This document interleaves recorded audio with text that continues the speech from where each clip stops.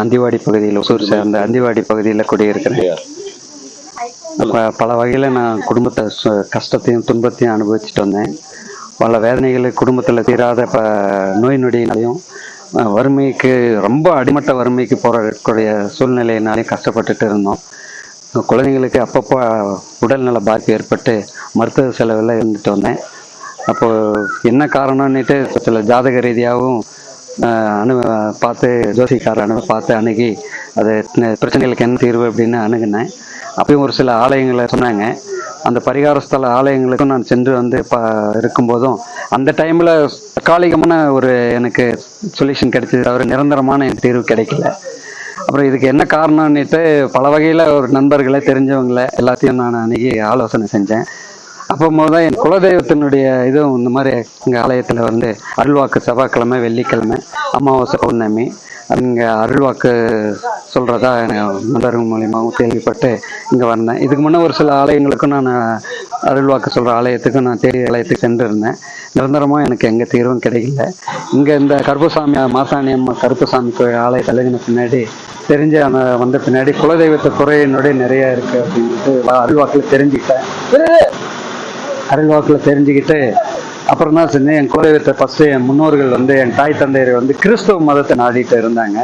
அதனால் இந்த இந்து வழிபாட்டு முறையில் வந்து எனக்கு சரியான முறையில் தெரியாமல் போயிடுச்சு.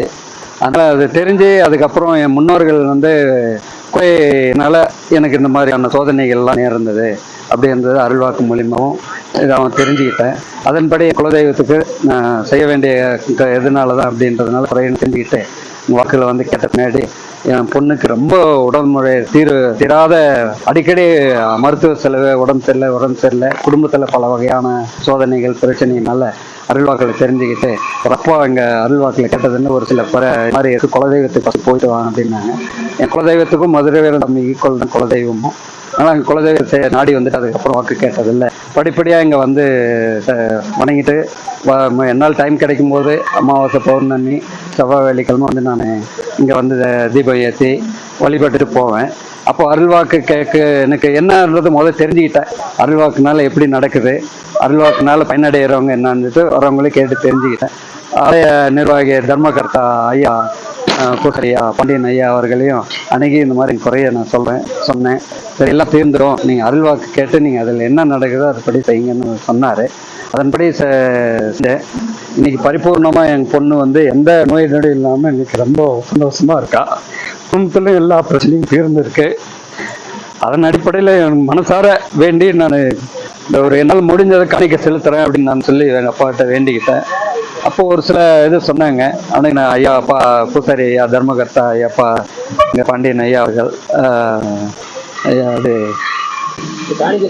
இல்லை இங்கே தேர்ப்பேன் ஐயா தேர்ப்பேட்டை ஐயா பூசாரி ஐயா பாண்டிய அவர்கள் நான் காணிக்க செலுத்து வேண்டிக்கிட்டா அவர் சரி என் குடும்பத்தாரும் சில நண்பர்களும் சேர்ந்து அவங்களும் ஒரு சில இங்கே வர்றவங்க எல்லாம் வேண்டிக்கிட்டு இருந்தாங்க. அதன்படி அவங்களும் அணுகணுன்னு சரிங்க அதை காணிக்க எங்கள் அருவா வைக்கலாம் அப்படின்ட்டு ஒரு கருத்து சொன்னார். சரிங்க, அதன்படி நான் ஐயா உத்தரவு பார்க்கலையும் கேட்டு ஐயா இந்த மாதிரி நான் காணிக்க செலுத்துறது இந்த மாதிரி செலுத்துறேன் அப்படின்னு சொல்லி வேண்டிக்கிட்டு இந்த அருவாவில் இன்னைக்கு வந்து ஐயா கருப்பசாமி ஐயாவுக்கு என்னால் முடிஞ்ச வரைக்கும் காணிக்க செலுத்தி இது பண்ணேன். மேலும் என் துறையில் இன்னும் முனீஸ்வரர்லேருந்து வந்திருக்கேன். நான் ஒரு 5 வருஷத்துக்கு முன்னே மன கஷ்டம், குடும்ப கஷ்டம் பயங்கரமாக இருந்தது. கூட வேலை செஞ்சவங்க கோயிலுக்கு போயிட்டு வாங்கினாங்க.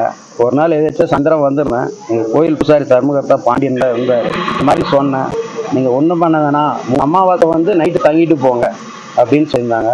3 அமாவாசை குடும்பத்தோடு வந்து நைட்டு தங்கி காலையில் செஞ்சு போனோம். அப்போவே பாதி ரொம்ப கஷ்டம் பாதிச்சு எனக்கு ரொம்ப பிடிச்சி போயிடுச்சு. அதுலேருந்து அமாவாசை, வெள்ளிக்கிழமை, செவ்வாய்க்கிழமை பூரிக்கெல்லாம் வந்துடுவேன்.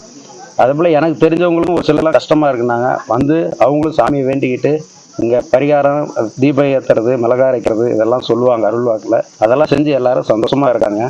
5 வருஷத்துக்கு வரும்போது முன்னே இந்த கருப்புசாமி ஆளெல்லாம் இல்லை. இதெல்லாம் எப்படி வந்ததுன்னா பக்தர்களுடைய அவங்களுடைய கோரிக்கைலாம் நிறைவேறி அவங்களாம் விருப்பப்பட்டு கொடுக்குற பணத்தில் தான் இந்த மாதிரி வந்திருக்கு. வர்றவங்கெல்லாம் எல்லாம் இன்னும் நாளுக்கு நாள் அதிகமாகிட்டு தான் இருக்காங்க. வாக்கு சொல்கிறதா நல்லா ஃபஸ்ட் நான் வந்த புதுசில் அமாவாசை, பௌர்ணமி மட்டும்தான் இருக்கும். அப்புறம் வெள்ளிக்கிழமை வெளியூர் பக்தர்கள் எங்களுக்கு இன்னும் நாள் கூடுதலாக கொடுங்கன்னாங்க. அதுக்காக செவ்வாய்க்கிழமையும் கூடுதலாக சேர்த்தாங்க. பக்தர்கள் இன்னும் நாளுக்கு நாள் அதிகமாக வந்துட்டு இருக்காங்க. இந்த செய்தியை பார்க்குறவங்க யாருக்காவது மன கஷ்டம், குடும்பத்தில் கஷ்டம், உடல் கஷ்டம் எதனா இருந்ததுன்னா வாங்க, மசாணி கருப்பரை நினச்சி வேண்டிக்கிங்க. உங்களுடைய